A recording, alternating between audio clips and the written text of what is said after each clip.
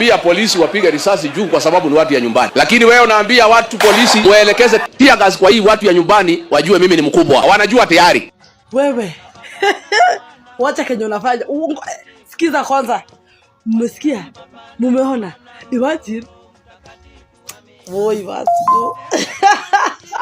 Imagine BBC wamesema wametease ati wanataka kurelease documentary yenye itaonyeshana watu wenye walikuwa na uana kwa maandamano ya last year.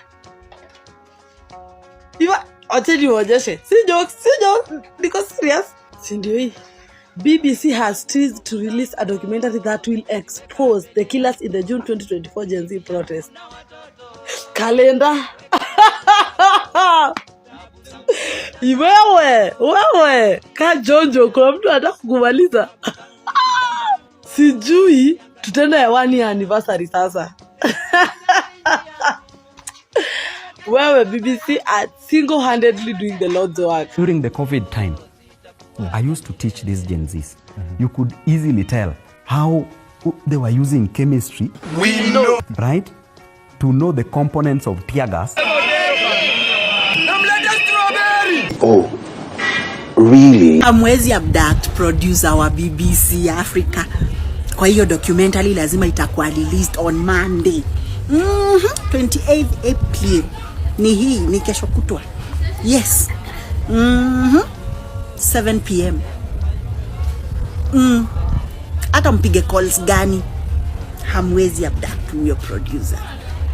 The documentary is finally here. And BBC, in case you need more witnesses, we're here. Like here and ready. Why are you staring at me like that? I know you're ready too. Yeah, set your alarm. Thank you. BBC Africa, thank you. Thank you so much. It's high time tupate kujua these animals who killed our people, young generation, watu walikuwa na future, watu walibeba tu flags kutetea haki yao kwa country yao, kwa government yao, but instead they were brutally murdered. It's time we bring this to right. Asanteni sana BBC Africa. Wananchi wa Kenya and everybody else, wananchi wote, the whole world, tafadhalini, it's this Monday, 28th of April, kesho kutwa, the next day from today, from wherever you're watching, from where, leo ni Saturday, today is on Saturday, so I'm talking about the day after tomorrow, that is on Monday, 28th April, this year, so it's the day after tomorrow, saa moja, 7 p.m. East African time. Yes, I think GMT ni, I don't know, sijui kuconvert hiyo. Yeah, but yes, it's time. Thank you sana BBC from sisi wa Kenya. Thank you. We must, we need, we will watch this documentary. Thank you so much. Alarm zetu tusha set. Thank you so much. BBC News Africa just dropped a trailer of what happened last year during the Gen Z protests. I grew up reading BBC Focus on Africa, their magazines, editions. BBC really gathers their news before this, just... And I'm very happy this morning. Those were magazines we were reading before. I want to see how good this gets. Iyo Monday, that will be the first thing I watch. They'll drop it on 28th. Man, next one, please. Hata kama wewe ni wakumi bila, inaitwaje? Unaona hata iwezi semeka because it's wrong. Just have a snippet of it. If that won't change your mind, you are as sick as the other one who is validating. I am not a madman.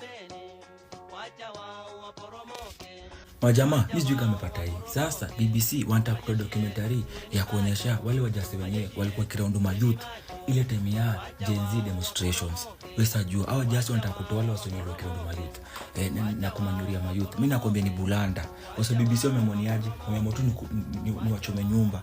Mimi sana nakwambia ni mbaya. Mimi naambia ni mbaya. Wewe jua BBC wakiachilia documentary itakuwa ni bulanda. Wewe jua wajasti watajua ni wajasti wa gani walikuwa wanafanya mabulanda kwa street. We jua itakuwa bio design. BBC Africa, this Monday we are waiting for your report.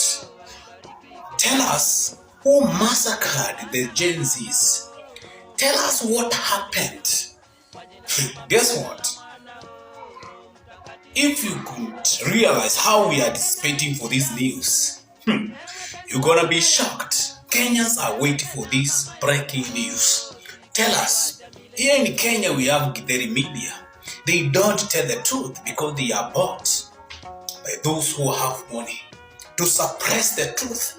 Now, come out clean and share with us, and then we will use that information to our best. Thank you, BBC Africa.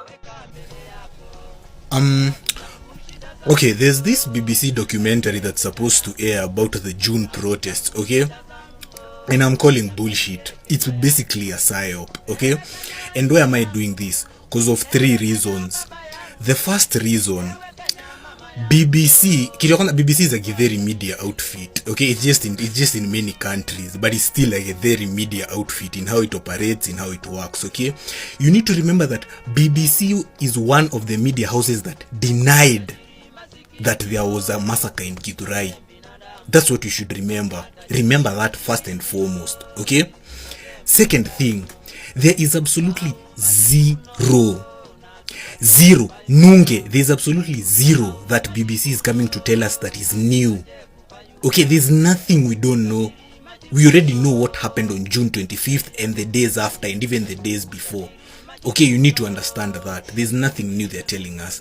And the third one, what matters most isn't the dissemination of information, okay? It's the intent behind it, okay?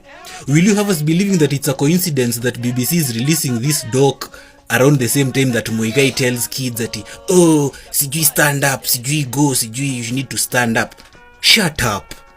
Go and tell Ngina and Jomo to go and protest. Those are the only people you have authority to tell that. Okay? Or is it a coincidence that the BBC documentary is also airing after Jambazi talked ill about the West as he was going to Koksaka kina Xi Jinping huko? Is it a coincidence? Really? You really believe that there are things like coincidences? Okay? And you need to understand they are co-opting our revolution. Okay? Because I can guarantee you that documentary won't have a revolutionary tone. Okay? They may not be as stupid as akina NTV to platform politicians. Sijui akina Junet, sijui Chungwa, sijui ati they're... What is Chungwa talking about? Unless he's telling us how he was shitting himself in parliament corridors. There's nothing these stupid, useless people are telling us. Okay?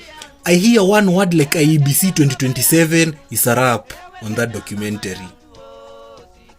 My people, breaking news. BBC News Africa wamesema the blood that was split last year 2024 at the parliament during the Gen Z protest.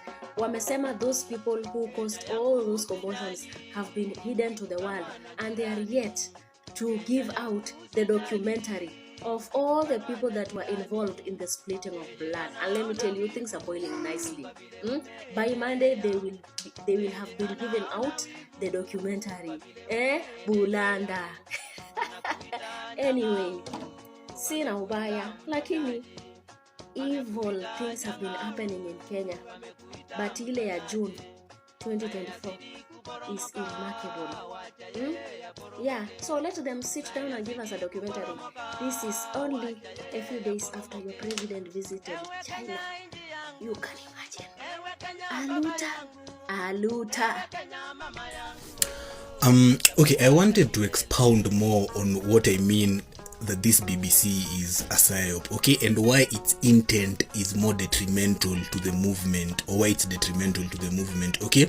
We'd be naive, first of all, to assume it's a coincidence that after Muigai tells us to go into the streets like Uyangina or Jomo, or after Jambazi has gone and talked ill about the West so that he can get loans to loot, at now BBC conveniently has a documentary to release, okay, almost a year later. Okay, if they don't do this documentary, they could have released it in July. Okay, but what you need to understand, I've said, is the intent. And the intent of this BBC documentary, I can tell without even seeing it, is that it's to be defeatist and lethargic. It's to induce lethargy into the movement, you know, kuchoka, kufeel this shit feels repetitive. Okay, and it's defeatist in that most of the imagery or the video that you will see, it will just be people shot in the streets. They'll maybe talk about Kware murders, okay, but it will definitely have zero. The revolutionary tone will be zero. It won't have any revolutionary tone, okay. They won't talk about the mobilization that went into it. They won't, and they'll highlight it too kidogo, you know, they organized on social media as they move on, okay, but they'll show dead bodies, they'll show people getting shot in the streets. That is what you should expect to see, and that is defeatist. That is the intent behind it, okay. There's nothing revolutionary about it, okay. And they're telling us, oh, we will name and shame. They won't name or shame anyone. If you're expecting to get a catharsis, if you're expecting to hear Jambazi being mentioned, because unless they mention Jambazi, Kipchirchir, Arap Samoei Ruto ordered kids to be murdered, the rest is pointless, okay. They'll start using like words like, if they decide to point him or point in his direction, they'll use words like, oh, personnel attached to the president's office, that kind of garbage, okay. We know Jambazi ordered the massacring of kids. We know Akina Kindiki did that. We know Akina Bungei what they did. So pretending that now, you know, guy, we are highlighting, no, it's meant to be defeatist, lethargic, and the BBC documentary isn't about us.